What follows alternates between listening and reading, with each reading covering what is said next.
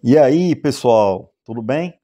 Sejam muito bem-vindos. Hoje a gente vai fazer uma resenha de um personagem extremamente relevante, né?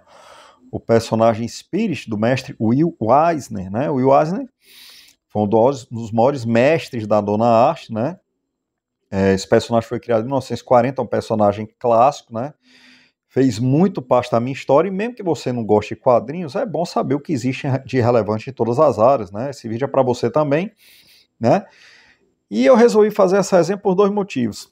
Primeiro, porque é um personagem extremamente relevante, um autor extremamente relevante, né? E segundo, por um motivo pessoal que eu gostaria de compartilhar com vocês aqui, né? Porque esse canal também é um canal de contação de histórias, né?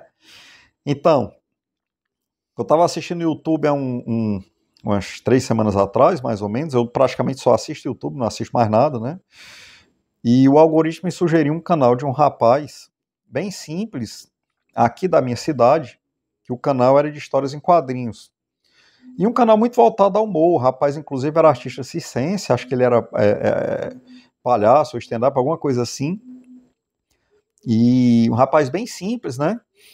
E ele gravou um vídeo no qual, numa caçada, nos sebos, nas bancas do centro da cidade, ele se depara com a edição bem antiga e completamente deteriorada, né? E ele fica muito feliz, como quem se deparasse assim com um tesouro, né? E eu fiquei muito emocionado com esse vídeo, né? Porque a edição que ele encontrou, que ele ficou morrendo de feliz, foi essa aqui, né? Uma edição da coleção LPM, quadrinhos, de 1985.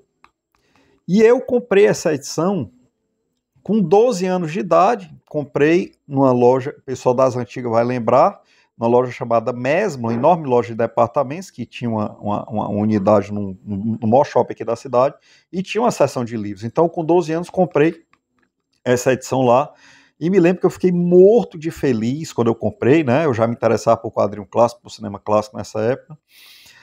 E ele topou exatamente com essa edição aqui, mas assim, no estado completamente deteriorado, e ele ficou louco de felicidade. Eu me emocionei muito com o vídeo e disse, cara, eu preciso fazer uma resenha sobre o Spirit, mostrar as edições que eu tenho, né? Então, assim, eu tenho uma história como consumidor da LPM desde muito jovem, né? Eu adoro os produtos da editora LPM, né? Adoro a coleção de bolsos da LPM. É, essa coleção de quadrinhos eu tenho vários volumes, não só do Spirit, mas de outros personagens também, né? Do Fantasma, do Mandrake e do Super-Homem também. Eu comprei vários números dessa coleção aqui, né? Eu adorava essa coleção. E assim, é, então, por esse motivo pessoal também, por ter gostado muito desse vídeo, eu resolvi fazer essa resenha, né? Aí vem aquele momento que você pergunta, e qual é o canal do rapaz? Pois é, cara, eu acabei me ocupando atendendo o telefone ao final do vídeo, me esqueci de me inscrever, e o algoritmo do YouTube nunca mais me mostrou nenhum vídeo dele. Então acabou que eu perdi o canal, porque o que é uma pena, porque o canal parecia ser muito legal. Então eu espero que um dia o rapaz possa assistir essa resenha, né? O canal aqui da minha cidade, Fortaleza. Se algum inscrito achar esse canal, eu adoraria que vocês me mostrassem qual é o canal, porque eu não decorei o nome, não me inscrevi e acabei que eu nem posso divulgar o canal do rapaz. Estou divulgando aqui indiretamente um canal fantástico, mas eu fiquei muito emocionado com a felicidade dele ao encontrar essa edição no estado assim de alta deterioração. É compreensível, na edição de 1985, vai fazer 40 anos essa edição aqui. Olha a minha como está no estado de nova, né? Eu comprei com 12 anos, né? Então assim, a felicidade que ele sentiu ao encontrar com essa edição aqui, para mim, reflete o verdadeiro tesouro que são essas edições, não pelo valor, não por ser antiga, mas pelo conteúdo mesmo, né? Tanto faz se você tem uma antiga como uma... Eu não ligo muito nesse negócio de valor de colecionador, não. Vale pelo conteúdo, cara. E esse vídeo dele, eu senti que é exatamente a essência desse canal aqui, né? De divulgar coisas que para a grande maioria das pessoas não vale nada, e para mim são verdadeiros tesouros, e pelo jeito desse rapaz também, um rapaz muito jovem, muito simples, né? Adoraria conhecê-lo, se alguém conseguir localizar ou se ele assistir esse vídeo, eu ficar muito feliz, né? E antes de falar do autor e do personagem, quando eu fui revisitar essa edição para fazer a resenha, eu notei que aqui tem uma introdução de um jovem na época chamado Eduardo Bueno, né? Ele era bem jovem, antes dele se tornar famoso, antes dele se tornar escritor, ele fez uma introdução primorosa dessa edição aqui, né? E o Eduardo Bueno fez parte da minha formação. Desde que ele começou a escrever, eu sempre li os livros dele, assistia muito o canal dele. Ultimamente, o canal dele tem se tornado muito político e se posicionado no extremo de um espectro político da qual eu não concordo, né? Não concordo com absolutamente nada que ele fala, nada que ele pensa, mas ao invés de fingir que ele não existe ou cancelá-lo, eu prefiro enaltecer o que ele tem de bom, né? Ele fez parte da minha formação, eu adoro os livros dele, sempre gostei muito dele. E eu gostaria, e essa introdução que ele fez, ainda muito jovem, né?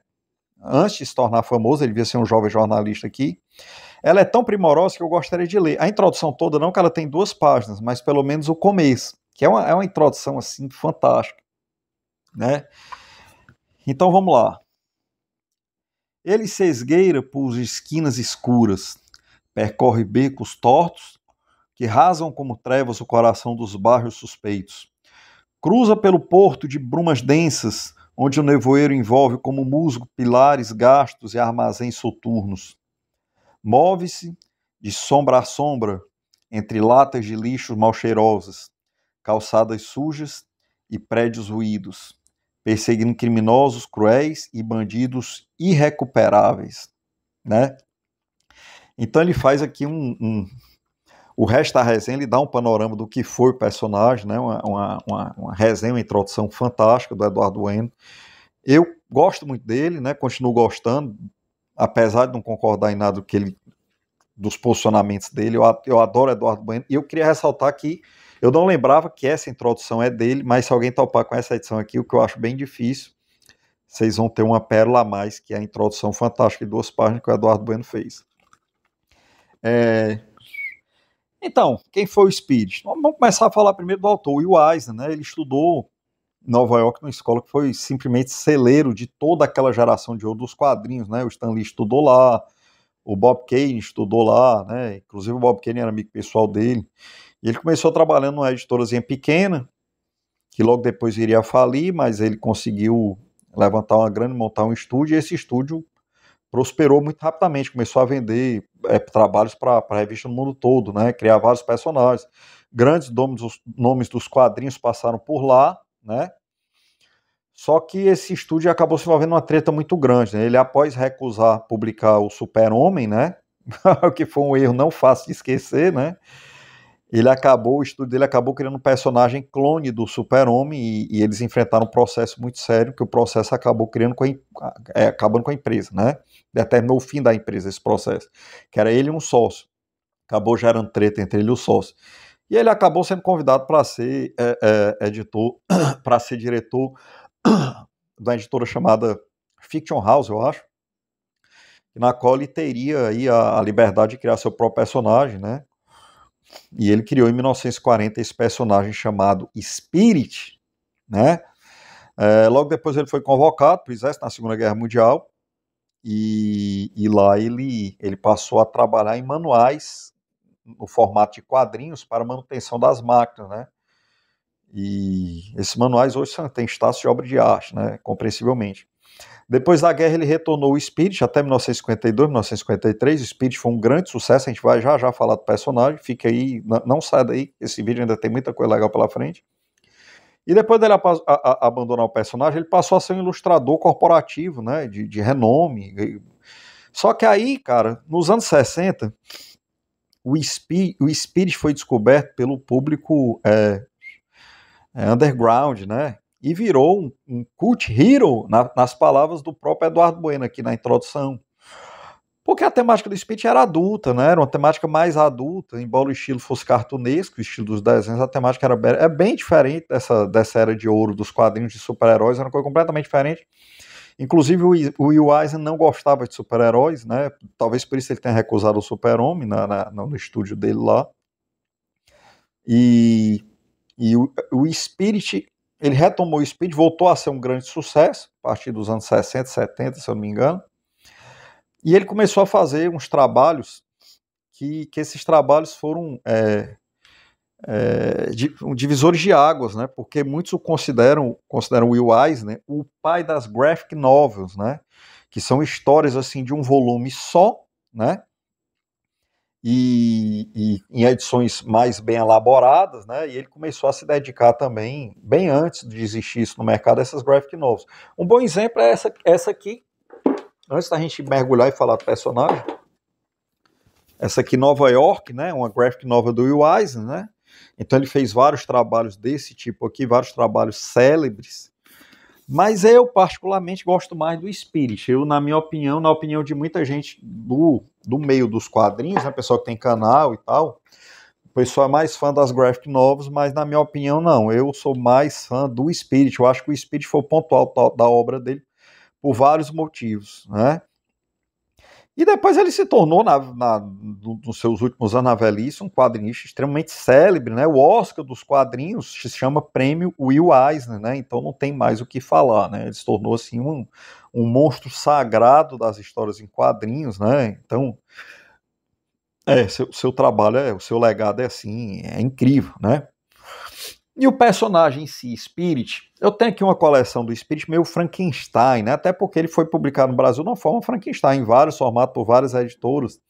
E a gente vai dar uma passeada por essa coleção, mas antes eu vou falar do personagem, né? O Spirit era um detetive, foi criado em 1940, era um detetive chamado Danny Colt, que foi assassinado, foi envenenado, né? Só que a substância que injetada na sua corrente, ele apenas criou uma morte aparente. Então, quando ele foi enterrado, ele se ergueu do túmulo e se aproveitou que as pessoas pensavam que ele estava morto para combater o crime, né, usando uma máscara, né, e construiu uma base lá no próprio cemitério, passou a morar no cemitério, revelou sua identidade lá secreta para o comissário de polícia da cidade, o comissário Dolan, que é tipo o comissário Gordon do Batman, né, aliado, né, eles são juntos. E ele passou a combater o crime, né? Mas o que é que esse quadrinho tem de tão diferenciado? Cara, várias coisas. Primeiro, a temática é adulta. Segundo, a forma, o uso da linguagem dos quadrinhos aqui é fantástico, né? Os enquadramentos são extremamente ousados, né? Nas palavras do Will Eisner, quadrinho e cinema são exatamente a mesma coisa, né? Isso nas palavras dele, porque o cinema é uma sequência de quadros num celuloide, né? E os quadrinhos é uma sequência de quadros num papel. Então é a mesma coisa. E ele tem razão, né? A grande diferença dos quadrinhos para a literatura é que os quadrinhos têm o pé no cinema. Você tem quadrinhos, você tem toda uma sequência de imagens. E você tem várias formas de explorar esses recursos, né? Então, assim, eu sempre disse aqui que os quadrinhos japoneses, até os anos 70, 80, estavam anos luz na frente dos americanos, né? Os japoneses usavam a linguagem dos quadrinhos de uma forma como grandes diretores de cinema. E a exceção era o Will Eisner. O Will Eisner estava muito à frente do seu tempo. Né, o Spirit, ele tinha um jogo de claro e escuro, um jogo de uso da linguagem dos quadrinhos completamente à frente do tempo nos Estados Unidos. Os quadrinhos americanos eram extremamente rudimentares, né? Eu acho que nos anos 40 essa indústria japonesa nem existia ainda, né?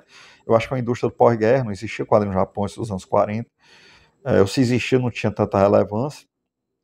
Então o Will Eisner era o que existia de mais avançado em termos de linguagem dos quadrinhos, né? E é curioso que o mercado americano não acompanhou isso, né? Os quadrinhos americanos continuaram rudimentares ainda por muito tempo. Eles só vieram usar a linguagem dos quadrinhos de forma mais sofisticada depois que passaram a interagir com os autores japoneses, né? Que as histórias em quadrinhos japoneses invadiram o mercado, eles passaram a ter que acompanhar, né? Então, assim, as pessoas que têm uma cultura vasta, que gostam de quadrinho, de cinema, o Spirit é considerado o Cidadão Kane dos quadrinhos. É exatamente a mesma coisa. O Cidadão Kane é um filme que mudou completamente a forma de se fazer cinema, que ele inovou completamente na forma, né? Era uma coisa muito mais avançada, em níveis acima, né? Diz que a maior injustiça da história do Oscar, o Cidadão Kane, né? Perdeu para um filme comum do John Ford.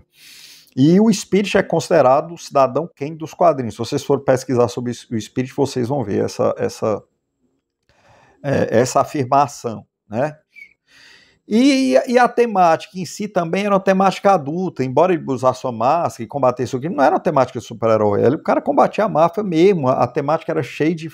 Uma marca registrada do Spirit que me impressionava muito quando eu era moleque eram as Femme Fatales, né, as mulheres fatais.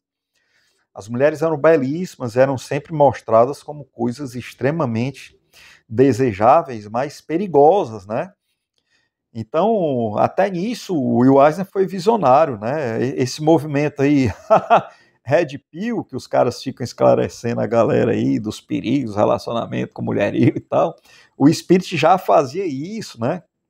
Então, o Spirit se relacionava com bandidos, se dava mal, se estrepava, e era uma temática muito adulta, né? Ele mostrava o crime de uma forma adulta, mostrava as femme fatales belíssimas de uma forma adulta, às vezes elas mudavam de lado, né, como a Silk Sat, né, era bandida, depois virava heroína, então tinha toda uma dinâmica, né, que respeitava a cronologia do relacionamento dele com elas, né.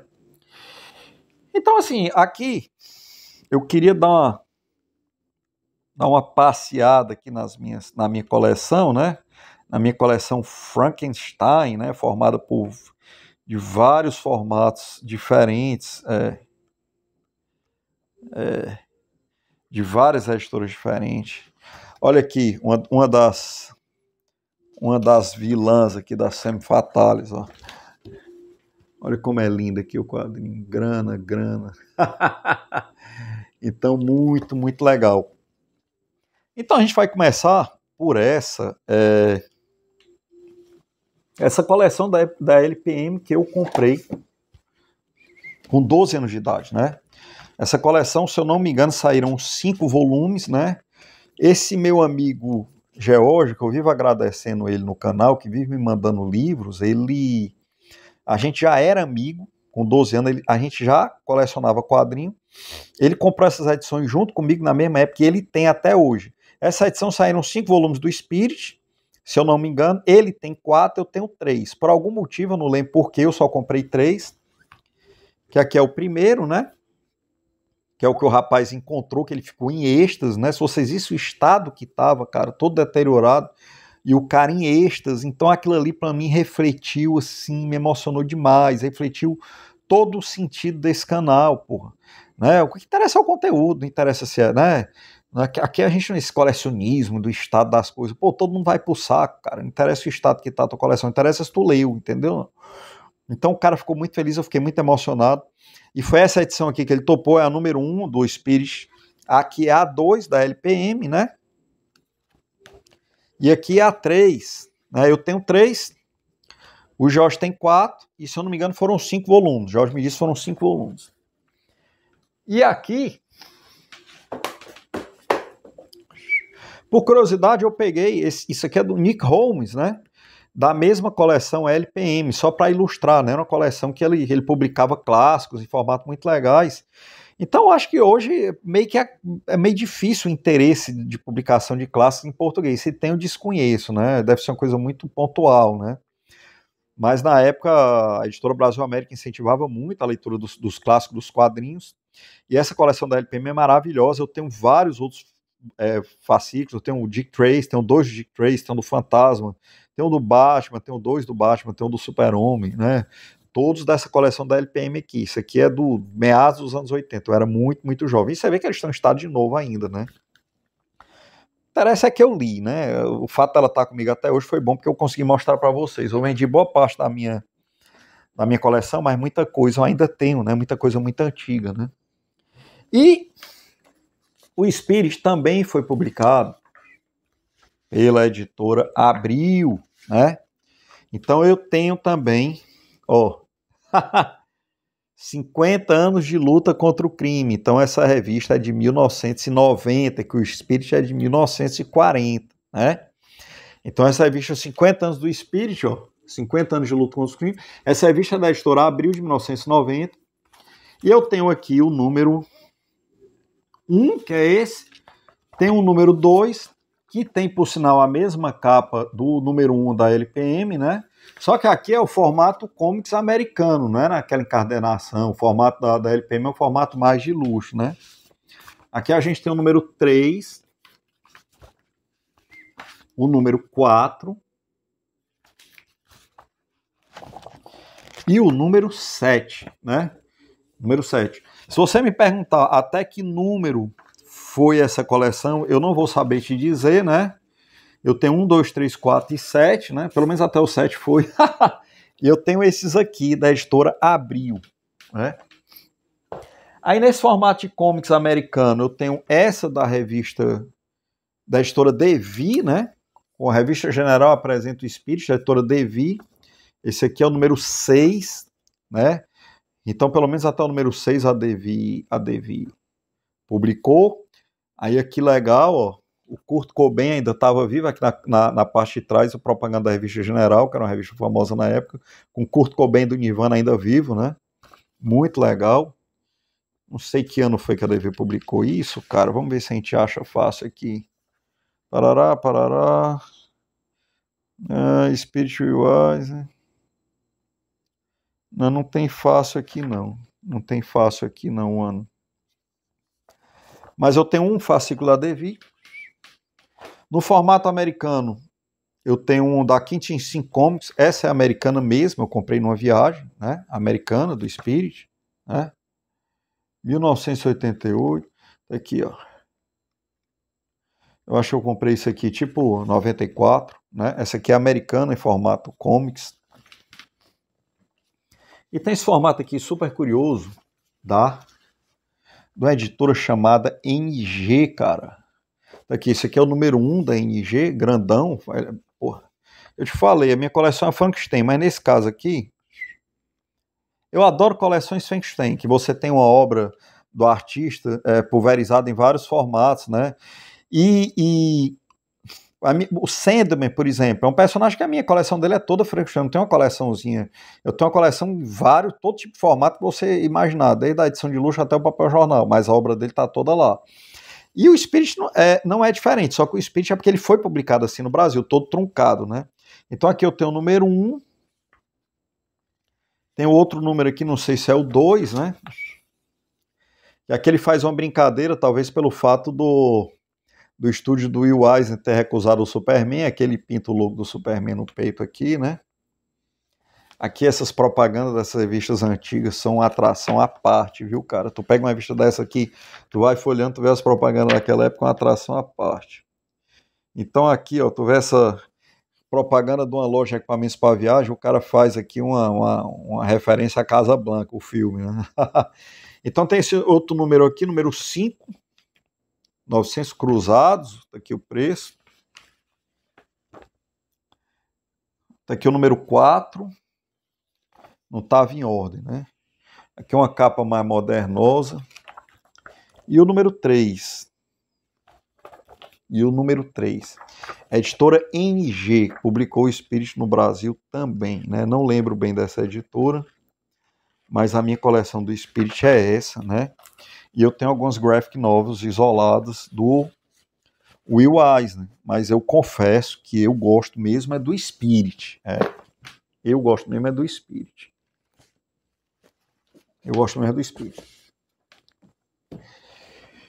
E é isso, pessoal. Se vocês localizarem o canal do rapaz, por favor, deixe nos comentários aí.